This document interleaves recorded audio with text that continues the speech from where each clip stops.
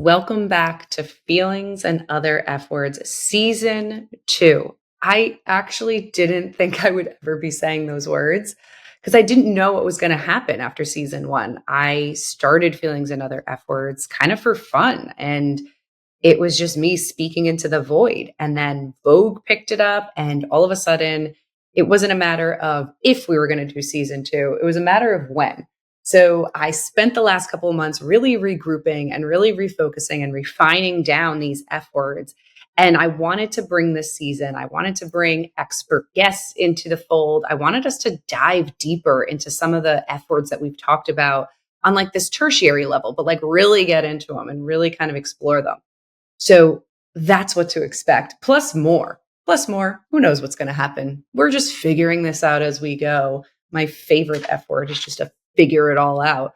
But this episode, our first episode of Season 2, is a really cool one because we are going to be talking a little bit later after the break to Nick Waters, who is a director, writer, producer, actor, all of the things, right, out in LA.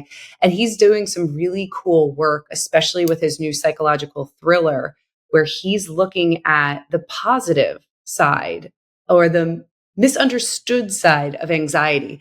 And there's actually a lot of research that supports this. And I was just on my favorite morning show here in Rhode Island, The Road Show, with the beautiful and talented Ashley Erling. And we were talking about this. We were literally having this conversation about healthy anxiety or good anxiety. And there's actually a really great book by Wendy Suzuki, Dr. Wendy Suzuki. I think she's a neuroscientist, but she has a book, I think it's called Good Anxiety.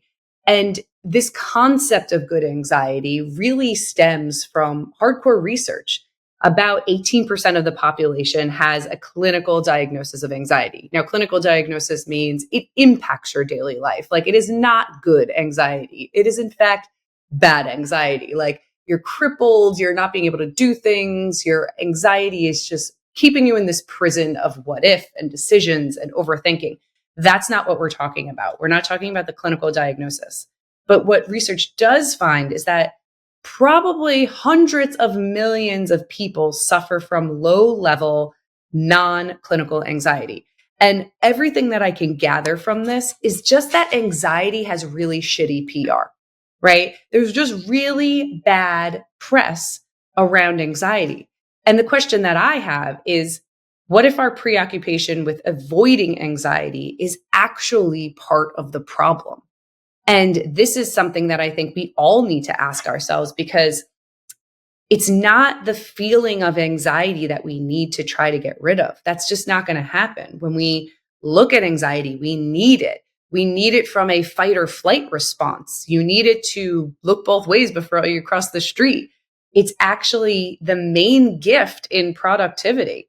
Stress equals action. When we feel stressed about something, we tend to want to do something about it. When we feel like we need to do something, we end up doing it, or at least putting ourselves in a place where maybe we can do it. If we decide not to, the dishes end up in the sink another night. I don't know what to tell you. I've been there, no judgment. But that piece of anxiety, and it's funny because Jimmy and I will often look around the house after our twin toddlers have destroyed it. And at some point we both get anxious, and we really do look at ourselves and we're like, we can't live like this.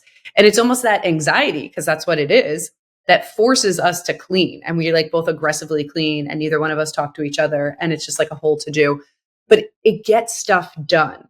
And realistically, anxiety, the feeling again of anxiety, is not going to go away ever. You're always going to feel anxious on some level about something, even low grade, because that's what our brains do. And I also don't know if I would want you to get rid of it, because again, there's something to that. That stress does equal action in a lot of ways. Again, we're talking about low grade anxiety. We're not talking about something pervasive that impacts your life on this huge level. The issue that I have found in my practice, the issue that I have seen in working with people for the last like million years I've been alive on this earth, is quite literally the emotional regulation piece, right? It's not about having anxiety. It's about how you respond to anxiety. And I'm going to get into this with Nick Waters after the break. And we're going to talk lots about athletes and anxiety and how we can actually use it to our benefit and things of that nature, because that's a huge part of what makes great performers great. And there's this subset, and obviously my field very much is not just in this excellence, but really kind of sussing out what's the difference between good and great and how do we get there. And again, like this anxiety, this emotional regulation is a huge, huge, huge part of it. I'll give you this piece of advice that I give my clients. I'm going to send you a bill after, so just be mindful that it's coming in the mail. But there is a difference between reacting and responding. And that's what I'm asking everybody to do or think about. And that's what research and CBT and things like that, that's what it's asking you to do. It's not asking you not to feel anxious. It's not asking you not to have anxiety. It's asking you to respond to it rather than react to it. Meaning, don't have a visceral reaction to stress or feeling stressed where you're yelling at your kids or you're slamming on, your desk or whatever comes with that. Instead, you're having this emotional regulation and you're responding. You're understanding that you do have a choice in front of you of when you feel stressed. This makes for better bosses. This makes for better parents. This makes for better friends, better people. When we can respond to a stressful situation rather than forcing ourselves, to just survive it or live through it, which I get sometimes we need to do. But that reaction piece, that's usually where a lot of fights come through. That's usually where our apology tour begins. I reacted poorly to the stress in my life, or like, I wasn't listening to what you said and I yelled at you instead of trying to understand. Like reactions aren't the best thing for us as critical thinkers. Now, again, I'm not saying you need to be perfect, but I am saying that when you know a difference, the second half of your life begins. And this mindset, because that's really what that is, understanding you have a choice, this mindset is incredibly important. Now, one of my favorite quotes is it a quote? Do I just say it? Somebody tell me if I've stolen this from you because I feel like I've made it up, but who knows? Maybe that's just my hubris, but I say it all the time. One of my favorite things that I say to clients and myself, quite literally, is on the other side of fear is freedom. Really and truly, when we understand what scares us, I'm not suggesting you don't be afraid of it, but there is some freedom that comes with knowing that it is just a feeling. There is some freedom knowing that you can create an action plan and use it as fuel, as this like clean burning energy in order to move ahead. Now, the way to do that, and I'll give this to you, and this could be a whole different thing all in itself, is my solution, lowercase s, because there is no real solution to it. But the thing that I think you guys should practice, and I try to practice it in my daily life, is this idea of naming it, normalizing it, and navigating through it.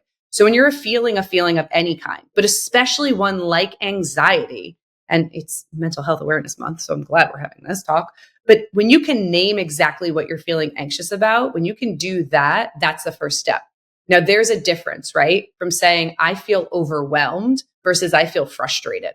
Sometimes it might feel the same. You might be just feeling a feeling. But when I can say like, no, I'm actually overwhelmed, then I can normalize. And when I say normalize, like, okay, given this situation, am I overreacting? Am I underreacting? Like, what are the other facts of the situation? How do I bell curve normalize it? My air quotes are out. And then I can navigate through it. I can create an action plan. I can create a stepwise approach to not feeling as overwhelmed. If I'm frustrated, that might look differently. And I think when we name what we're feeling, beyond anxiety, right? What am I feeling at this moment? What is making me anxious? What is the sub feeling beneath anxiety? Then all of a sudden, it is a much clearer path forward. So we're going to talk a lot more about this, especially in the realm of athletes, because Lord knows athletes need all the help that we can get in a million different areas, but especially in the arena of mental toughness, mental wellness. I was a basketball player myself in college. I think that there's something amazing about being an athlete and how we train athletes and how we speak to ourselves. And there's a lot that we can learn from athletics, even if you're not an athlete. I think that we can bring into our everyday lives. So after the break, we're going to welcome Nick Waters to the stage to talk to us about his upcoming projects in the world of La La Land, as well as his own experiences being an Olympic athlete, an Olympic swimmer especially, which I think is super cool. So stay tuned after the break for more feelings and other F words and Mr. Nick Waters. Welcome back to Feelings and Other F Words. My guest joining now is a fantastic human being. He's based in LA. He works as a director, writer, actor, producer. You know, he hits all the marks. And his work includes producing the 2022 horror film, Margot, to Paramount Pictures, which is terrifying. It's about a house that is trying or is actively killing you. Go to see it. And also producing the award-winning documentary about the war in Ukraine, When We Dance, which is also amazing. In addition to that, he is a swimmer. He competed at the USA Olympic trials. He graduated from Stanford. I mean, the man is clearly a catch. But welcome, Mr. Nick Waters, to the podcast. Thanks for having me. That was quite the intro. I know. You're very impressive. I mean, I try. I don't know. I just see where life kind of takes me. That's awesome. And it's taken you in a really kind of cool direction into film. And, you know, I was doing my research, and after we first talked, like, you really got me thinking about a lot of these things you do. And I was talking to my husband about it, and we were talking about, like, all film hits emotion on some levels, or that's what it's supposed to do. Good film does. But you have this really kind of cool inclination to get into deep-seated human emotions, things like grief and loss and anxiety and fear. And not just on the jump scare level, but on this, like, can we sleep with ourselves at night level, or like, how does it impact us? Yeah.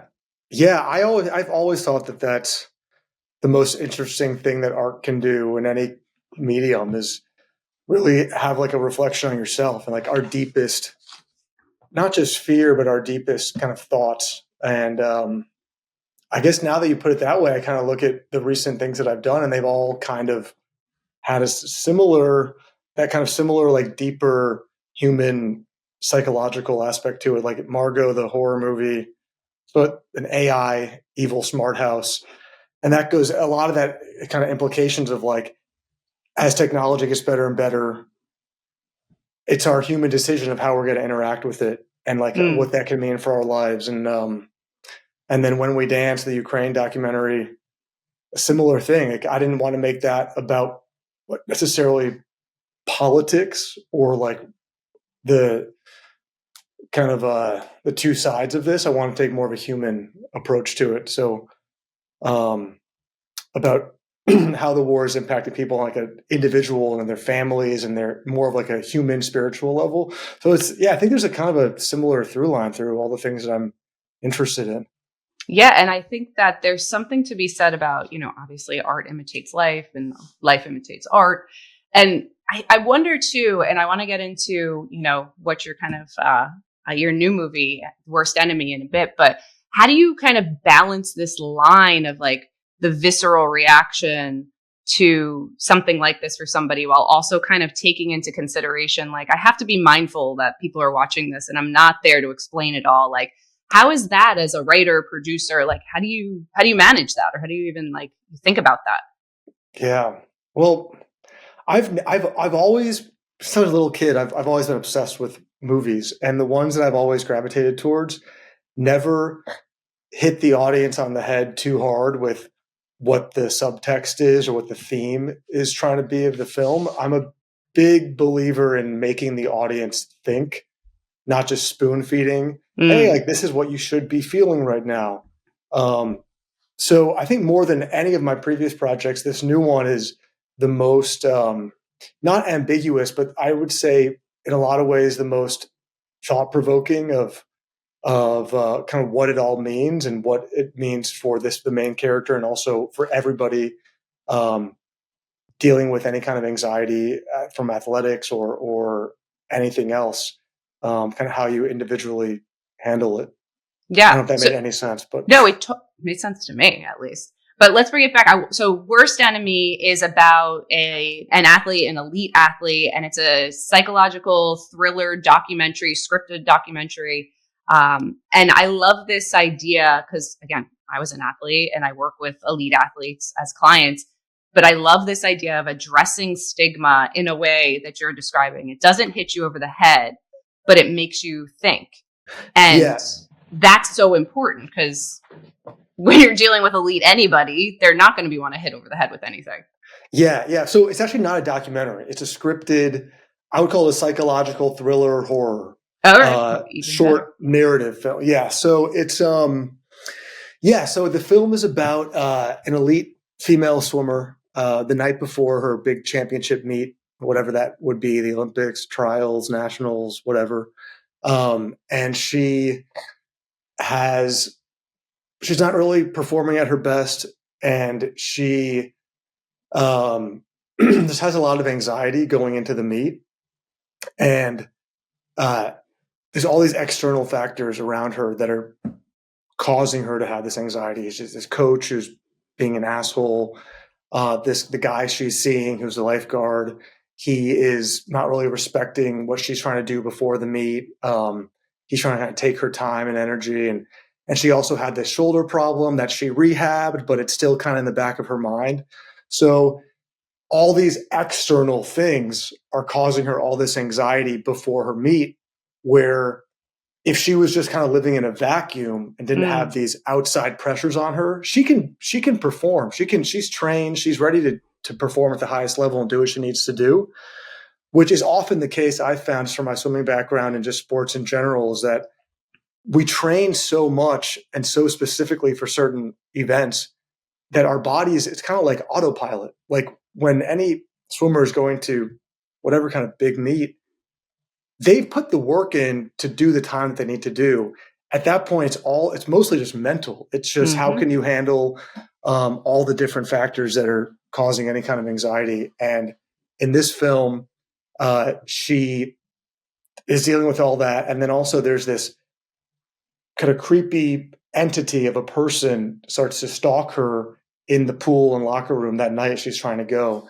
And you have to see the movie to see what happens. It represents kind of part of her that needs to take over in order to become a champion. So it's this idea that in order to be an elite athlete or a CEO or a doctor or whatever, kind of succeed at a high level of anything, there's part of you that needs to take over. That's kind of like your killer instinct. It's kind of like your animal just drive to get it done.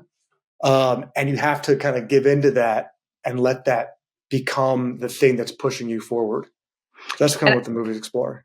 And I think as an athlete, I'm speaking for myself, could be a documentary because like, I feel like we all live it, right? On some level.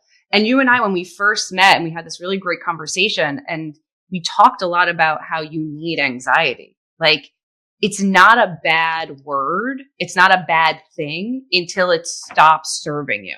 So anxiety is why we get up in the morning. It's why we have deadlines. And we meet them. It's why we look both ways when we cross the street. Like it's part of our survival instinct. But at what point does that turn on you? And at what point does that work against you? Yeah, no, I totally agree. I think that you need to have that. And I think oftentimes, especially right now, there's this big kind of mental health push going on in society, which is great. I think we need to address that.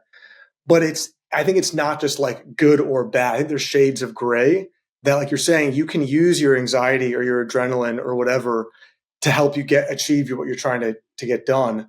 It's not always a bad thing. It's just how you deal with it. And in the case of this film, this character, she essentially has to just get back to herself and not get so preoccupied with all the noise in her head coming from other people, which I totally relate to from a swimming background and also just in life, just professionally. I think so many people can get in your head and influence or try to influence what direction you're going to take your life in or your career, or your whatever project you're working on. But at the end of the day, I think you need to like press pause for a second, maybe turn your phone over, like go on airplane mode or go just sit in silence for a little bit and really reflect on what you want to do. And that's in this story what she has to get done, and she does in order to succeed. Yeah, and it's interesting too because as we're talking, I'm like, as a mom, I can relate to that too. Of like sometimes you're just inundated with things and stuff and opinions and expectations and realities that it can apply to all of us. And I love film and art, and I think many people do, that makes you feel seen and heard and validated. What I particularly like about this, about Worst Enemy, is that you guys are really offering solutions. And I think there's that education piece that you're trying to kind of build into it. Can you talk about that a little bit more? Yeah, so I think what I would want audiences to walk away with from this film is the idea that okay, it's okay to accept that part of you and let that killer instinct take over. Um, and it's just a matter of like you're saying, like how you deal with it. I think a lot of people when they get heavy emotions, whether that's anxiety or grief or anything, it can kind of be paralyzing. Mm. I've totally been there, but I think the education piece of this is just teaching people how to like confront that and realize that it doesn't need to stop you. You just need to recognize, okay, there's this feeling that is coming at me because of whatever's going on around me that I just need to learn how to deal with it. Um, so that to me is just so fascinating because I think that that work never ends your whole life. I think you have to keep working on that and you learn about yourself too, about how you deal with that. And then the next time that comes up, you can say, okay, I've kind of seen this before. How can I deal with this better this next time? Mm. Yeah, and you're in a unique position to shape cultural perspective, being in film and media. And I know we had talked a little bit about potentially shopping this around to sports teams. Is that still the plan? Yeah, for sure. I mean, we would like to have an impact in the mental health world through this movie, which what I'm so excited about with this is that I've never seen like a scripted movie like this that is kind of cause driven for the mental health world. I've seen documentaries, I've seen podcasts, I've seen all these other things, but I've never seen like a traditional film, especially kind of in the horror realm, that takes this on directly and can actually have a meaningful change in the conversation around anxiety, mental health, specifically in sports. Mm. So we're talking to a lot of great organizations now for screenings, a lot of sports teams, a lot of kind of big sports federations that are super excited to be part of this and use it as like a jumping off point to help with mental health struggles in the sport, which to Yeah. me is super exciting. Because when I was swimming, that the mental health, anxiety, fear, that wasn't really talked about that much. But now it's so prevalent, especially in swimming. A lot of the top swimmers in the world have come out and said, okay, this sport is really has taken a toll on me mentally. And I think that that's helping a lot of people say, okay, it's not just me. It's like this guy who has the world record is also freaking out every day because there's so much anxiety in the sport. So, Right. but now I don't want to get the point across that that's a bad thing Right. because I think it's not a bad thing. And I think it's also inevitable, which is good. But it's just a matter of being okay with that and realizing how you can deal with it. And I think that's my mission, right? And what I do. And that's kind of the mission of this podcast of like, you're allowed to feel how you feel, but what do you do with it? Understanding why you are the way you are or why you feel what you feel, and then having a plan in place to either mitigate that or use it to your advantage.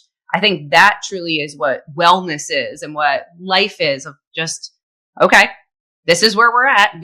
These are our options. Here's what I Yeah. can do. And not feeling, paralyzed to your point by stigma, not feeling paralyzed by like, I don't know what to do. I've never even seen it. There's no reference point. So I do love that this is going to be available, especially in sports, because the statistics around sports, we were talking about Olympic athletes and how this depressive episode can kind of set in or after the sport is done. And you never stop being an athlete. So it always kind of Yeah. carries in whether you transition into corporate or education or wherever you go, like that drive is still there. So it never goes away. I want to talk a little bit about Athletes Against Anxiety and Depression, the charity that you're Mm-hmm. working with. Yeah. I So love that. they're a great nonprofit. It was started by a former Major League Baseball player, China McKierney, and he created this organization to provide athletes with tangible resources to help with their anxiety or mental health. And they've been doing great work, like with the MLB and other groups to raise money, and the money goes towards, like I was saying, tangible resources for athletes who maybe they're going through like a tough mental time, to connect them with therapists or other kind of experts to help them navigate the tough time that they're going through, which people have gotten a lot of help from that. I think a lot of athletes need that. So they're partnering with us on the film to really get that message across through the script and through the story and through the movie. And then also once the movie's done, making sure that screenings or festivals or distribution or whatever has that component to it of there are resources for you if you relate to this. Which ultimately, like, the goal is to make people aware that this isn't like something that should be stigmatized. It should be something that is kind of more accepted mainstream for athletes. I think athletes a lot of times are considered to be like superheroes. You see these like great football players or swimmers or track athletes who are just superhuman in a lot of ways. And people think, oh, well, that person's not going to ever have any kind of anxiety about anything. Look how fast they can swim or run or whatever. But it's not the case. These people are experiencing more external pressure than maybe anybody else in our society. So the goal of the film is to bring that to light so it's not so taboo in a lot of ways. So from your vantage point as a former athlete, you've been writing, producing, like, what are some tangible action steps other than therapy that you've seen helpful for people in being able to combat some of the feelings that do come up when you're doing something great or you're doing something worthwhile? That's a good question. I mean, I think that it's different for everyone, but what's helped me a lot is realizing, I've learned this through different people, but what I think about all the time is when, let's say, something happens that would usually set you off to be anxious or freak out or angry or screaming or whatever. I think growth for me has been realizing when that comes to me and I start to get riled up in a certain way, saying, wait a minute, that's just my knee-jerk reaction.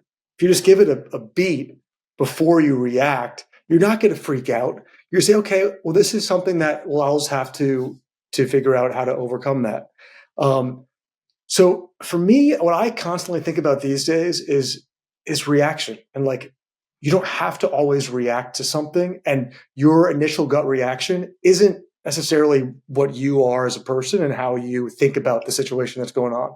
So it's like taking the moment and then reacting after you have a second to think, how do I want to handle this?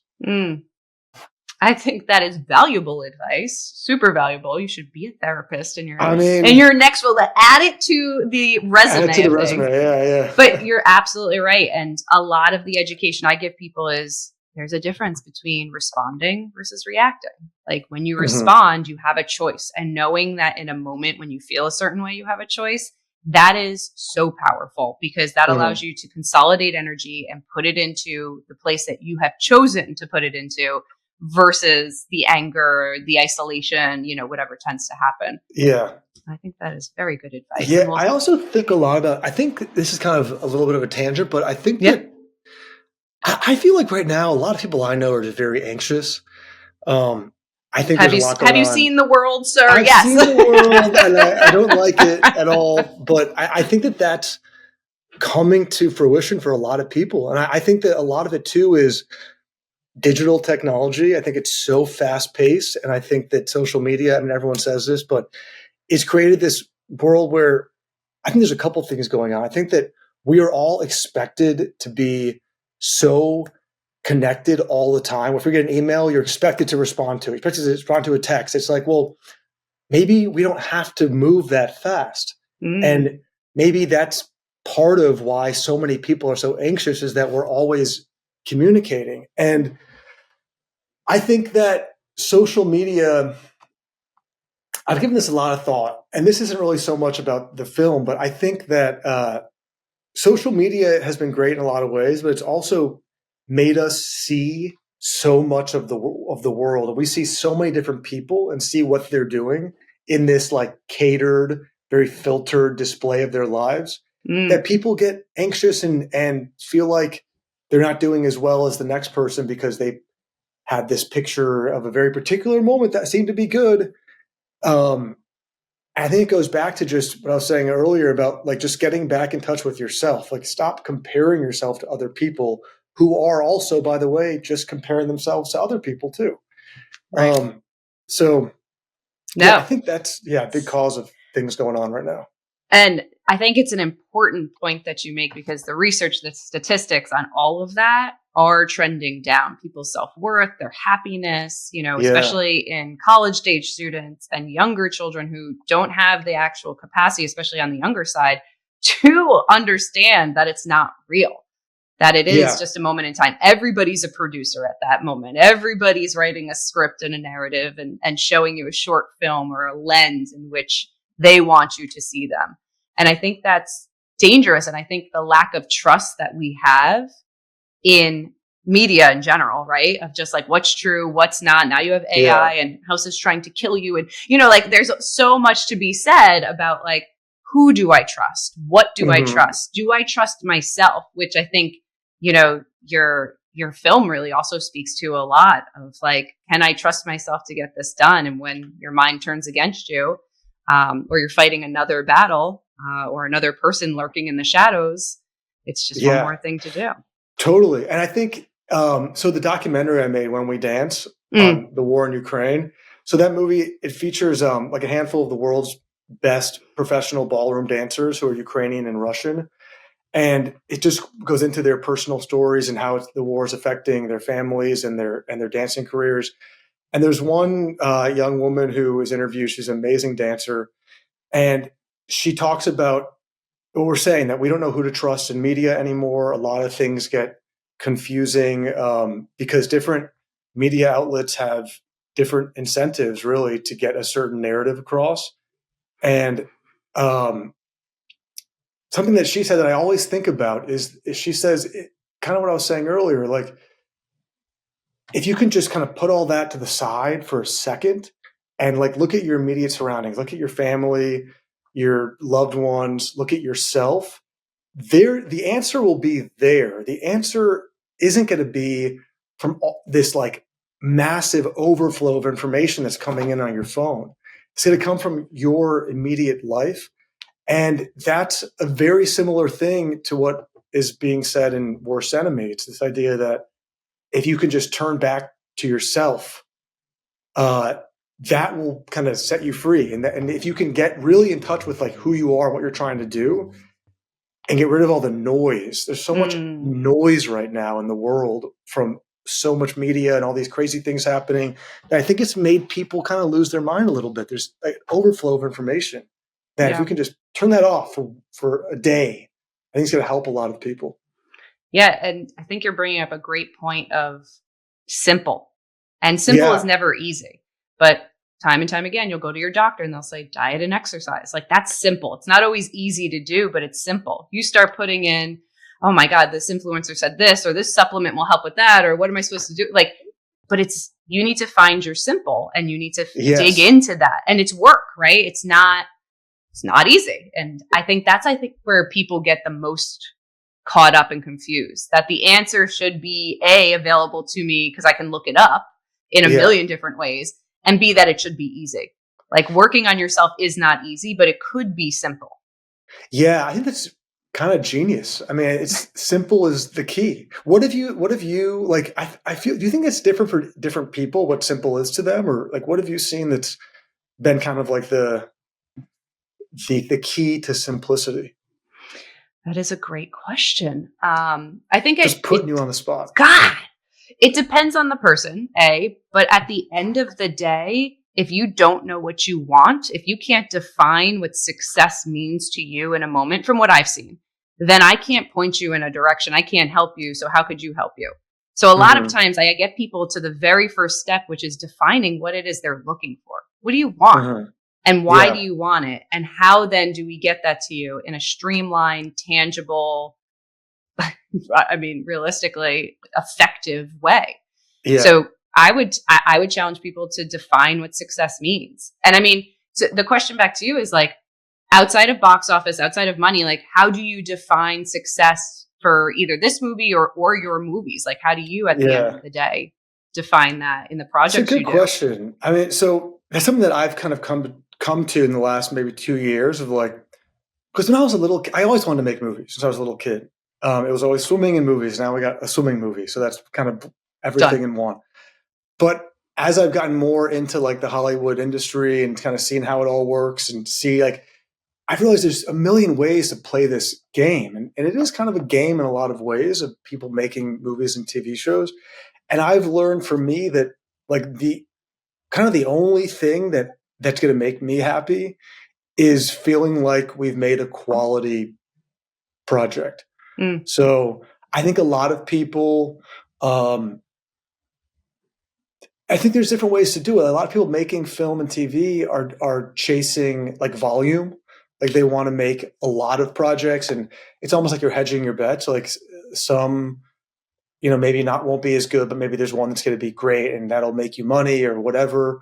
But my approach is becoming more and more as the years go on, like kind of slower, simple, I guess. I think that actually works really well here, and just try to focus on like the one thing that you're doing now to make it the best that it can possibly be, and then do the next one after that. Not saying that's the only way to do it, but I've found for me that just is more rewarding than trying to juggle too many things at once, and then some quality getting compromised because there's just so many balls up in the air. But I think it goes back to like, what do you want to do? Like you have to ask yourself, like, what is success for me?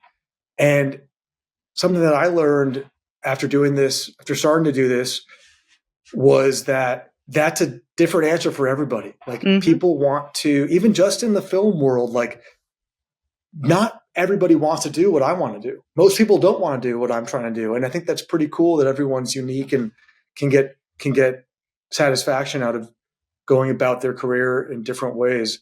But I think a lot of friends I have and family and everything, like everyone needs to keep asking themselves, like, what's going to make me happy? What does success look like for me?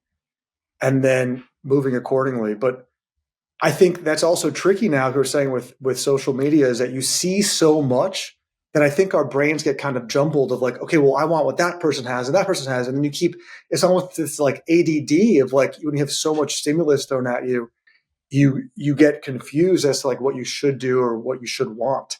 Mm-hmm. It's like a Pinterest board. It's like you just keep collecting more things and it makes less and less sense. At least mine does. I think you have your next project ready. I think you're on to something. I know. Could be it's something here. There's something there. Well, how can people stay up to date with you and your work? Like, where can they reach you? How can they get in touch with you? Yeah. So for this film, there's a website for it. It's called worstenemyfilm.com. We are doing some fundraising. We're shooting in about 5 weeks. And then you can follow me on Instagram, just _Nick Waters _. And I'm posting kind of updates on the film there and distribution and festivals and screenings and all that. So that's really the best way to reach me. But yeah, I'll be sharing all of the production info on my Instagram. As I was just bashing social media, I'm like, follow me on Instagram. Spoken like a true hypocrite. There you go. You go. But in this day and age, smoke signals are not working the way that they used to, and carrier pigeons are not as reliable. So we need to do the social media thing. Yeah, I need a Harry Potter owl. I'm into that. Final question. And this is a loaded one, maybe. What's your favorite F word? Ooh. I never let you guys prepare for this one either, because I want it off the top of your head. My favorite F word.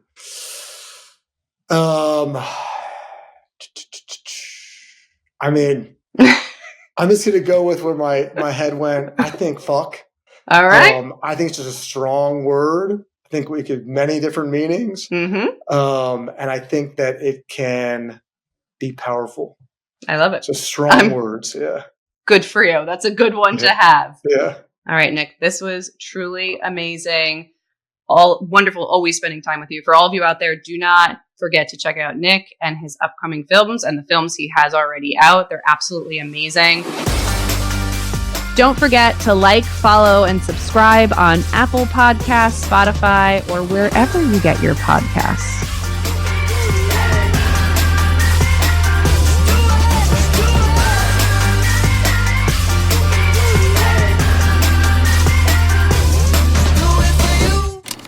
Waters Productions.